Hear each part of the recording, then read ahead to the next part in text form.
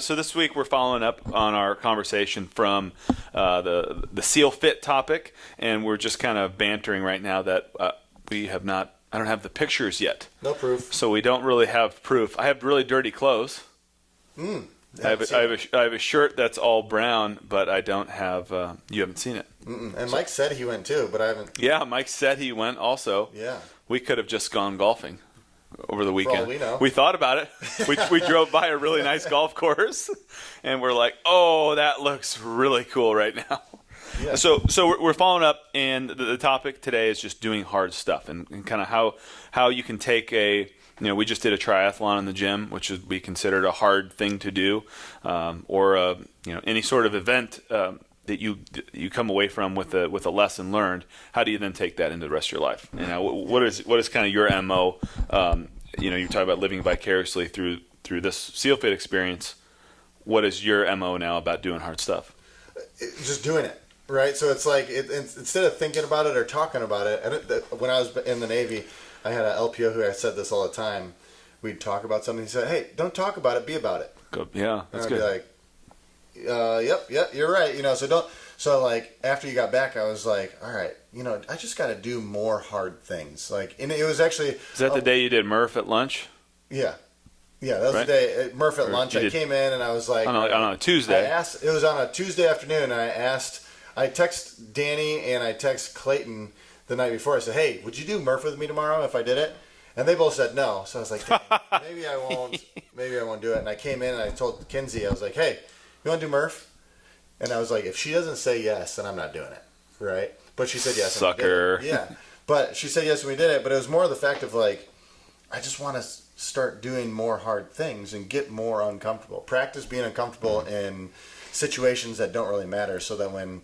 Well, I was going to say, what's the why behind it? Why does somebody need to practice being uncomfortable, and why is it so effective? So so that when a scenario comes up that is truly uncomfortable, you've practiced that in your brain multiple times. So right. I don't think people realize that. Like, so when you're in here working out and you're doing a workout that's really, really tough, and you make the conscious decision to keep on going when your body's telling you to stop, that is a very applicable skill set to be able to use in real world scenarios, right? So you don't want to put down the bar for thrusters. It hurts. It burns really bad. It kind of sucks. And you're like, I'm going to choose to keep on going. Okay, now when something actually does come up and does suck, you've already practiced choosing yes versus not knowing what to do. If your brain's never been in a hard scenario. Staying in control. Yeah, staying in control. If you haven't practiced saying yes to hard things in controlled scenarios, in an uncontrolled scenario, you're not going to have the experience. Right. It's like practicing for a lacrosse game in practicing and then going to play, right? If the way you practice sucks, you're probably you're not going to get lucky. Yeah. If you choose to quit in practice when in a practice for a cross game, you're going to make the same decision because it's going to be harder in a game to decide to quit there too. So it's like taking that as take the time to practice saying yes when it doesn't really matter. When it doesn't really matter, there's no real negative repercussions. There's no risk. Very little risk. There's no safety, and there's no long-term repercussions. And practicing the ability. So that's something that I've been trying to do is like practice the ability to say yes to hard things. Like I've done enough workouts. I know when a workout's going to hurt really, really bad, and you don't have to do that workout. No, you don't. No, you right? Don't. So hop on the bike. It's like, man, I really don't want to do this, but I'm going to practice saying yes to doing this hard workout, even though I know the feeling that it's going to put on top of me. So I'm gonna flip gears. And you were asking me earlier what I'm doing to implement doing hard things. I think I've found that I can do hard things physically. Mm-hmm.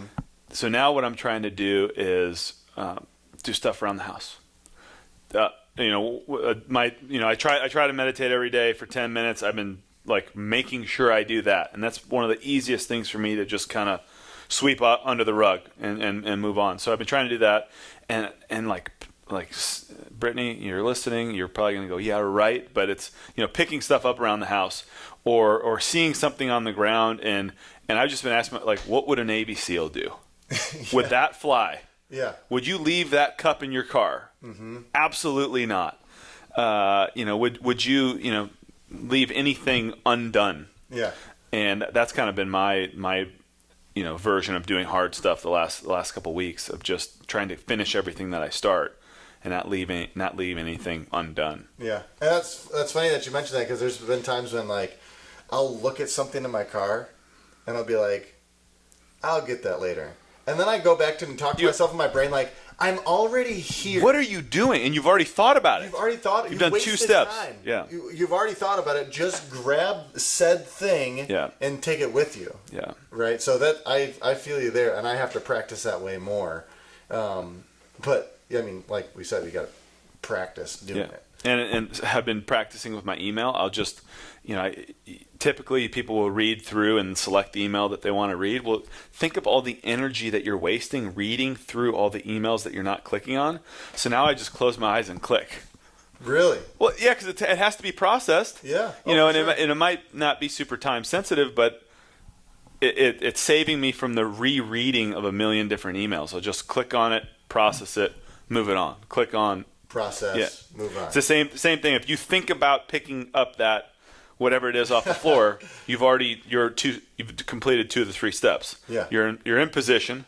You've thought about it. Now you just have to do it. So that's your point about don't think about it, be about it. Yeah, don't think about it, be about it for sure. But then I can't emphasize enough. Realize that, and I try and do this as much as possible. Every scenario is an opportunity to think about what you're thinking, right, in said scenario. Because a lot of times we go through different things, whether it be hard, easy, or otherwise. You go through it and you're not really aware of what's going on. You're just doing it. You're talking about like looking at it from up above? Looking at it from up above, but also like what's going on in your brain when this is happening, right? So it's like practicing feeling what your brain is actually doing versus just being like, all right, yeah, I'm cleaning the house, right? Or I'm doing what does this make me feel when I'm doing this? It's kind of interesting to play with versus just like doing something. Like, how does this scenario affect my brain?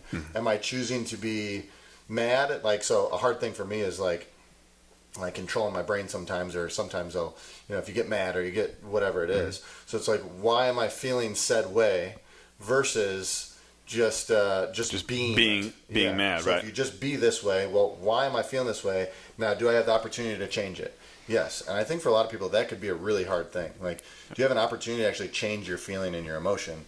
Heck yeah, you do. You just have to understand that you're feeling what you're feeling. And why. And why. Yeah. But you have to ask yourself the question. You can't just let it happen. Yeah. So doing hard things is not just about physical activity. It can be chased anywhere in your life, but we always kind of loop back to doing hard things physically. At least for me, really helps translate to mentally, because there is a mental component between running a little faster or not. You're making the conscious decision to feel this pain, and that, to me, that just adds a layer of your edge. And the more layers you add to it, now when somebody asks you, hey, can you pick up the dog poop in the backyard, you translate that to other difficult things you've done in your life, and you go, okay, this isn't that bad. Yeah. Or I don't know if I told you this. We were mountain biking. I was down in Arkansas with Tommy, and we ran out of gas. Really? And made it, thank God, it was so lucky. I didn't want to really test my fitness too, but we made it to the off ramp, and I'm like, first thing I think is awesome. Yeah. You drive, I'll hop out, push the sucker. I tried, we tried to flip it into neutral when we were still moving, and I jump out, and I'm stoked to push it. Because I've done it. Yeah. Oh, for sure. I've done it in a different environment where it really sucked and it really hurt. And now it's you have an opportunity to put that skill to use. It was a total riot. So, the physical component, I think is just an easy way to start the training process. You're not going to, some people might start meditating an hour a day, or an hour in the morning, an hour at night. Sounds crazy to me. I don't know who those people are. But, I think that would be really good for you. Everybody who does it says it's absolutely amazing. So it's a lot easier to convince somebody to maybe work out for 30 minutes or an hour today, and then use that to translate forward. So it's not all about going to SealFit and getting whooped on. Although we can't prove that I was actually there. No proof. However, we'll hopefully get some picture evidence up here before too long. And again, we appreciate you guys joining us. Do something hard this week, either physical, mental, or do something hard that benefits somebody else. Talk about a win-win. And we'll see you guys next week.